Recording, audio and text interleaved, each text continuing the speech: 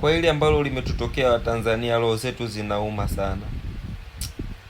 Na kuhakikishia wewe kaka kuona, utakapotuona sisi ndio utajua kwa nini tumekuita kaka kuona na tunakuchukia.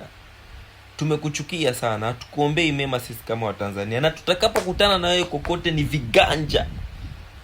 Huwezi ukatufanyia ubebelu kama ule pale. Yaani tunaonekana kabisa sisi taifa letu bado linatawaliwa na ukoloni mambo leo. Tunatawaliwa huku, tunaona tunanyimwa haki zetu za msingi, tunanyimwa furaha. Mpira ni furaha, hata mapenzi hayawezi kufikia mapenzi ya mpira. Mimi naumia just why sifuatiliagi mpira, lakini I was a some problem, I was a mistake at how we can do. Naumia sana mpaka naongea Kiingereza, lakini natamani mjue hasira zenye niko nazo moyoni. Natamani ningekakata viganja kale ka jamaa, ningekashika mwanangu, ningekagonga vichwa. Hamjajua hasira zangu wanangu. Mimi naona labda nyie hamna hasira wanangu.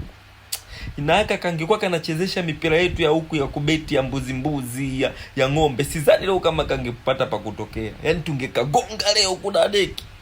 Yaani tungekakanyagia. Mwanangu tungekagonga ovyo akakarefa. Yaani akakarefa basi tu leo kamejikuta kana upepo wa mataifa.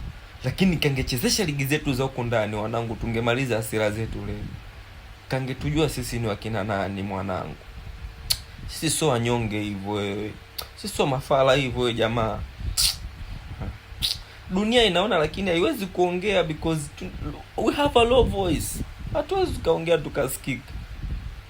Our voice is in the bottle. Who can listen us? There is no one. We cry ourselves. We have the pain ourselves.